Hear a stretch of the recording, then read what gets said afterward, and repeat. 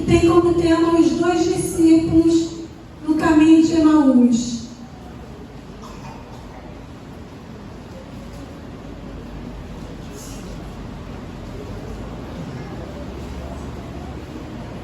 Nosso texto está em Lucas, capítulo 24. Eu vou estar lendo, os irmãos só acompanhem. Diz assim a palavra do Senhor.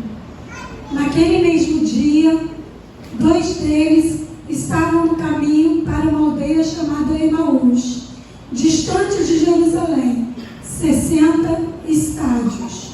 E iam conversando a respeito de todas as coisas sucedidas. Aconteceu que, enquanto conversavam e discutiam, o próprio Jesus se aproximou e ia com eles. Os seus olhos, porém, estavam como que impedidos de o reconhecer. Então lhes perguntou Jesus: que é isto que vos preocupa? E de que ides tratando à medida que caminhais? Amém? Aleluia. Estamos muito felizes, né, irmãos? Porque nós podemos caminhar e aprender a cada dia a palavra do Senhor. E é o próprio Senhor Jesus que se revela a cada dia na nossa caminhada. O tema dessa mensagem que eu quero colocar é abrindo os olhos na caminhada. O que nós temos a apresentar nessa manhã é que nós servimos a um Jesus que Ele está vivo, porque Ele ressuscitou dentre os mortos. Amém?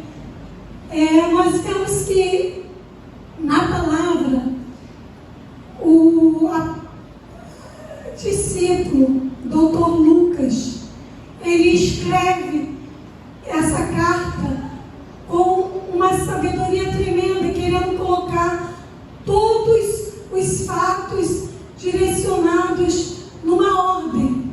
E ele fala, naquele mesmo dia. Qual foi esse dia? Esse dia foi exatamente o domingo que Jesus Cristo ressuscitou. E Jesus Cristo ressuscitou. Porém, aqueles discípulos, eles já tinham ouvido que Jesus havia ressuscitado. Só que eles não creram verdadeiramente que Jesus ressuscitou. Então eles se encontravam caminhando de volta para a sua aldeia de Emaús. E era distante, irmãos, era 60 estádios de distância. E eles tristes e cabisbaixos. Eu quero te dizer nessa manhã o seguinte, que quantas e quantas vezes nós nos encontramos nessa situação, triste, cabisbaixo, com a nossa cabeça preocupada por tantas coisas, assuntos que nos envolvem do nosso cotidiano. Muitas das vezes, um filho que nos dá dor de cabeça, uma dificuldade financeira ou um problema de saúde. E muitas das vezes não nos recordamos que Jesus Cristo, Ele ressuscitou. Esse nosso Deus, Jesus Cristo, é um Deus vivo, reina e é soberano, o Todo-Poderoso. É esse Deus que o nosso pastor tem apresentado aqui nessa lição da escola dominical, que vai ser administrada nesses domingos seguintes. O nosso Deus, que é o Deus Todo-Poderoso, onipotente, onisciente e onipresente. Ele estava ali presente na caminhada, juntamente com os discípulos no caminho de Emaús. E Ele está presente nas nossas vidas durante a trajetória da nossa caminhada. Amém? Então, quando nós estivermos tristes, cabisbaixos, que nós possamos lembrar que Ele vive, que Ele reina, que Ele tem poder para suprir todas as nossas necessidades em glória. que no mundo nós passaremos por tribulações, mas que nós devemos de ter bom ânimo, porque Cristo está conosco. Porque a palavra do Senhor nos diz que se nós estivermos em Cristo, Cristo estará em nós. Se nós estivermos atentos a ouvir a sua voz, Ele se manifestará a nós. Aleluia. E diz a palavra do Senhor que esses discípulos, esses 2 discípulos, tristes, cabisbaixos, eles caminhavam. E o próprio Senhor Jesus, Ele entrou no seu caminho, e foi caminhando com eles. E Jesus pergunta: por que vocês estão tristes? E eles respondem a Jesus: és o único, porventura, que tendo estado em Jerusalém, ignoras as ocorrências desses últimos dias? Ele lhes perguntou: quais? E explicaram o que aconteceu a Jesus o Nazareno, que era varão profeta, poderoso em obras e palavras diante de Deus e de todo o povo, e como os principais sacerdotes e as nossas autoridades o entregaram para ser condenado à morte e o crucificaram. Ora, nós esperávamos que fosse ele quem havia de redimir a Israel, mas depois de tudo isto, e já este é o 3º dia desde que tais coisas sucederam, é verdade também que algumas mulheres das que estavam nos surpreenderam tendo ido de madrugada ao túmulo, e não achando o corpo, voltaram dizendo terem visto uma visão de anjos, os quais afirmam que ele vive. Irmãos, os 2 discípulos, eles esperavam pouco de Jesus. Eles esperavam que Jesus fosse um grande líder, que ele só remisse a Israel. Mas eles não creram no testemunho das mulheres. Diz a palavra do Senhor, lá em Mateus, capítulo 28, se você quiser, pode acompanhar aí. Mateus 28.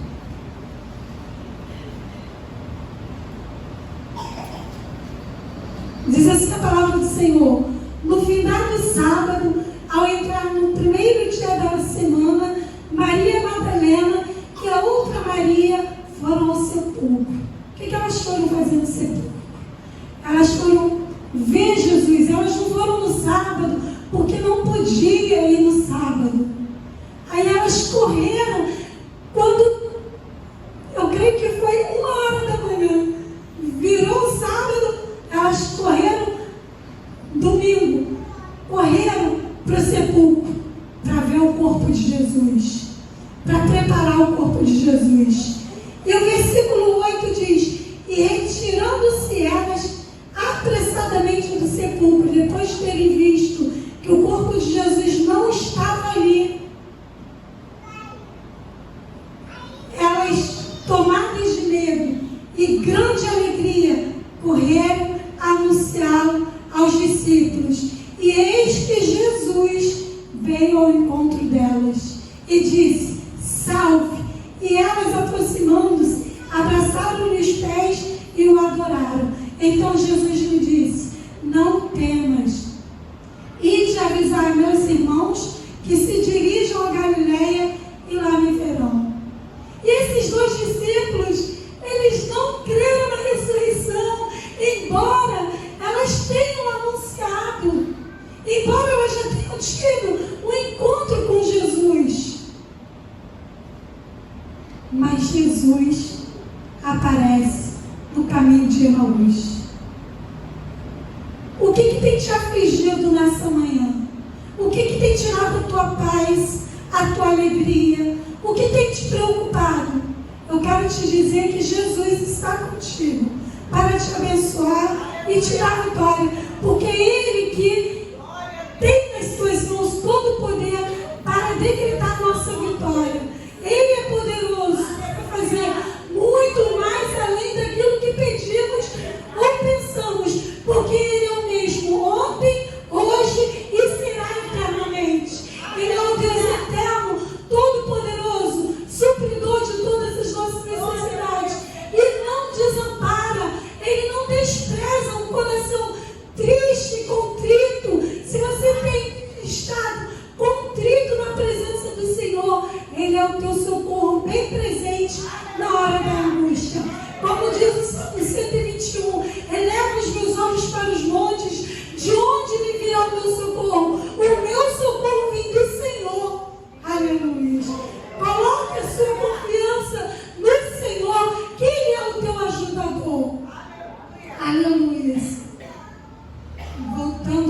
para Lucas e para o relógio, né, irmãos? Que eu não posso deixar ninguém enfadado. Glória a Deus. Louvado seja o teu nome, Senhor. Aleluia. Jesus, quando se apresenta os anjos, eles falam para as Marias: por que procuras entre os mortos aquele que ressuscitou? Aleluia. Esse nosso Deus, irmãos, Jesus Cristo venceu a morte. Aleluia. E se nós formos fiéis até o fim, como diz o Apocalipse, ser fiel até o fim, dar-te a coroa da vida. Se nós somos fiel, perseverarmos. Crente tem que perseverar na presença do Senhor.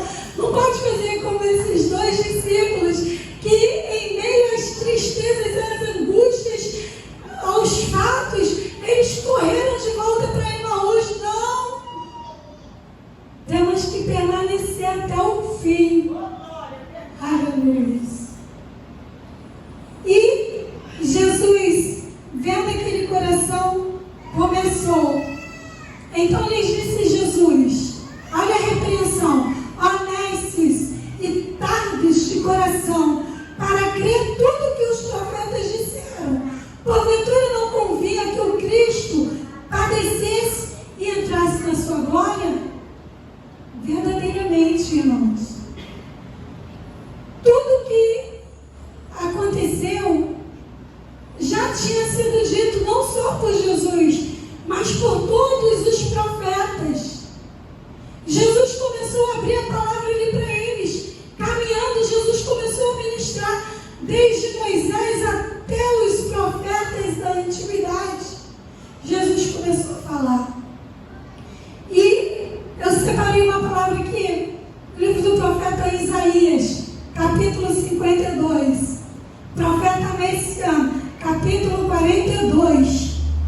Desculpa.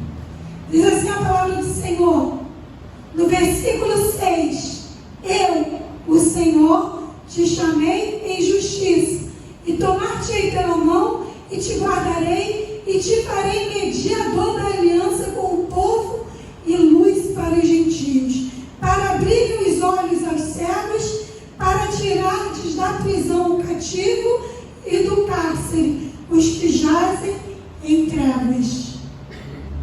Eu sou o Senhor, este é o meu nome. Aleluia. Jesus, Ele veio para dar vista ao céu. Louvado e agradecido ao nome do Senhor. E tudo que o profeta Isaías profetizou sobre a vida do Senhor Jesus se cumpriu. E aqueles dois discípulos, eles já ouviam tudo o que Jesus falava. Jesus falava que era necessário que Ele morresse, que Ele ressuscitaria ao terceiro dia. Só que eles estavam voltando para Emaús. Aleluia. E essa palavra eu amo muito quando Jesus está ali abrindo as escrituras para os discípulos. E aqueles dois homens atentamente começam a ouvir a palavra. É verdade, é verdade. Eu creio que eles concordavam com toda a palavra sendo esmiuçada por Jesus. E quando chegaram à entrada de Emaús, Jesus dá como que vai continuar seguindo. E eles falam para Jesus: fica, já é tarde, o dia já declina, fica conosco. E Jesus entra naquela humilde aldeia de Emaús. E aconteceu que quando estavam à mesa, Jesus, tomando o pão, abençoou, e tendo partido o pão lhes deu, e então se lhe abriram os olhos. Irmãos, que maravilha. Isso nos mostra que, ao termos comunhão com o Pai, todas as escamas dos nossos olhos caem. Nós podemos ver os céus abertos. Jesus, o Todo-Poderoso, que abençoa o nosso pão, aleluia, se revela para nós. Jesus se faz como um anfitrião, o dono da casa. Ele é o dono da casa. É Ele que está aqui repartindo o pão e abençoando a cada um de nós. Porque sem Ele nós não podemos nada.